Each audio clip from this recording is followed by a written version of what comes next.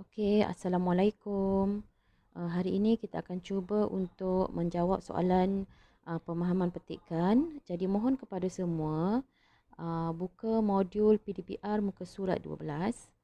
Baik, saya andaikan kamu semua telah membaca kedua-dua petikan yang diberi dan saya juga andaikan kamu telah membaca sepintas lalu ketiga-tiga soalan pemahaman di bawah. Seperti biasa, latihan pemahaman akan diuji berdasarkan dua bahan ataupun dua petikan yang diberi. Okey, jadi sekarang kita teruskan dengan soalan yang diberikan. Ya, kita lihat soalan nombor 1. Berdasarkan petikan 1, nyatakan punca-punca tanah terbiar. Okey, petikan 1, kita lihat petikan 1 sahaja. Okey, jangan lihat petikan 2. Soalan dia punca-punca tanah terbiar. Okey, jadi setelah kamu baca, di manakah jawapan yang boleh kamu jumpa? Perenggan yang manakah? Adakah yang pertama atau yang kedua? Punca-punca tanah terbiar.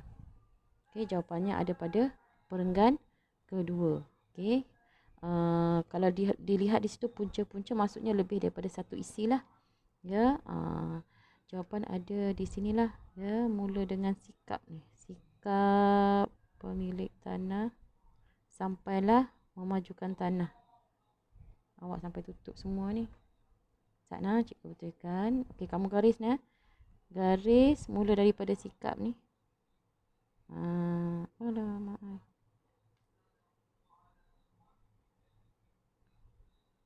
Ya, sampailah tanah. Okey, ini nombor 1. Ada satu isi. Isi yang kedua ada lagi pada perenggan yang sama, iaitu pemilik ni. Saya tukar color lah. Ni ya, pemilik yang gagal persetujuan bersama.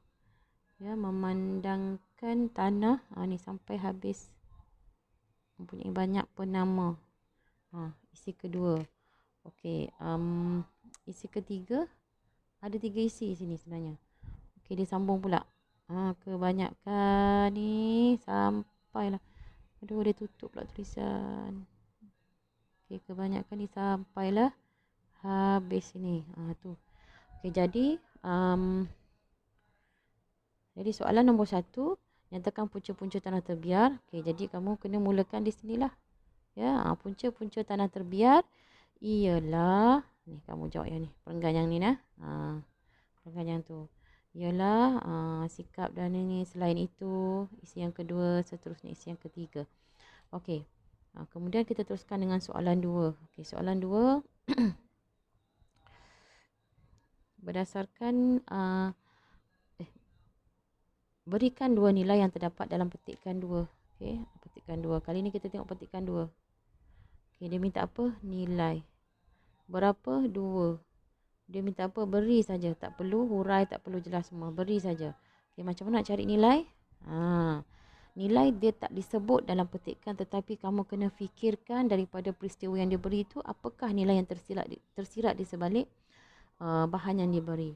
Okey, kalau kita perhatikan di sini, okey, saya nampak di sini nilai ada pada ni satu, kemudian ni. Okey. Okey, sini apa agaknya nilai yang kita boleh nampak di situ? Okey, kalau tengok di sini memang senang kalau dijualkan sahaja, tetapi dia tidak mahu jual. Kakaknya Halimah juga tidak setuju tanah itu dijual. Lalu dia dan Halimah bersetuju tanah itu dibangunkan. Okey. Ya, kalau kamu baca dari atas di situ, nampak di sini nilai yang kita nampak di sini ialah nilai sini, nilai keberanian.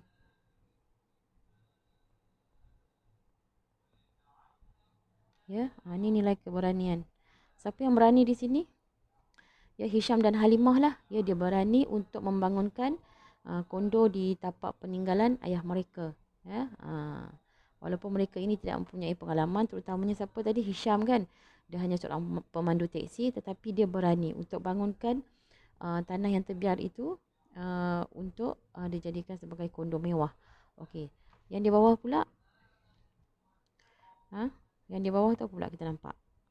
Lebih kurang juga tu. Okey.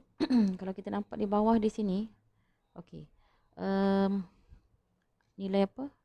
Rasional. Okey, nilai rasional. Apa maksud nilai rasional? Maksud rasional ni ialah boleh membuat pertimbangan yang wajar. Jika kita perhatikan kepada petikan ni, petikan di situ, ya kita nampak di situ Hisham dan Halimah ni rasional lah.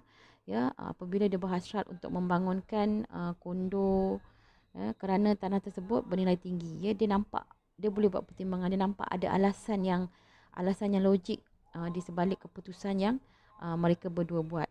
Ya, sebab itu kita katakan ada nampak di situ nilai rasional yang diamalkan oleh kedua-dua watak itu, Hisham dan Halimah. Okey, sekarang teruskan dengan soalan 3. Soalan 3 pula.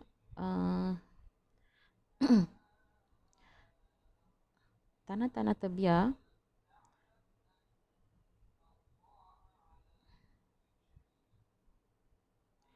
tanah-tanah terbiar dapat diusahakan sebagai kawasan pertanian.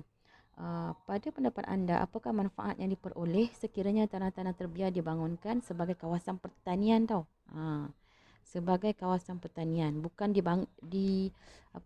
dibangunkan sebagai dibina bangunan ke kedai ke, bukan. Ni khusus untuk pertanian. Apa manfaat di situ yang kita boleh dapat? Okey, jadi yang ini tak payah rujuk kepada petikan. Ini dia minta pendapat secara umum. Ya, kalau kita nampak di sini kawasan tanah terbiar tu, bila kita bangunkan, kita tanam padi ke, tanam pisang ke, nanas ke, ataupun tanam buah-buahan ke, ya, jagung ke dan sebagainya, apa manfaat yang kita dapat di situ? Apa faedahnya? Apa nampak faedah di situ? Saya nak tulis tak muat di sini. Ya, kita nampak di sini faedah dia boleh apa? Menyediakan bekalan makanan. Betul tak? Ya, dapat menyediakan bekalan makanan. Saya tulis poin saja, nanti kamu tulis ayat lengkap. Okey, dapat menyediakan bekalan makanan kepada penduduk. Lagi dapat apa? Membuka peluang pekerjaan. Bila tanah yang terbiar tu, bila kita usahakan, ya, adalah peluang pekerjaan kepada penduduk. Okey. Kemudian apa lagi? Dia jadi apa? Dapat meningkatkan sumber pendapatan, ya, meningkatkan jumlah pendapatan kepada siapa? Kepada penduduk dan juga negara lah. Secara tak langsung kepada negara, ya. Okey, dapat ya. Nanti kamu bina dengan ayat yang lengkap lah. Okey, itu saja, mudah saja kan? Okey, harap dapat membantu. Terima kasih.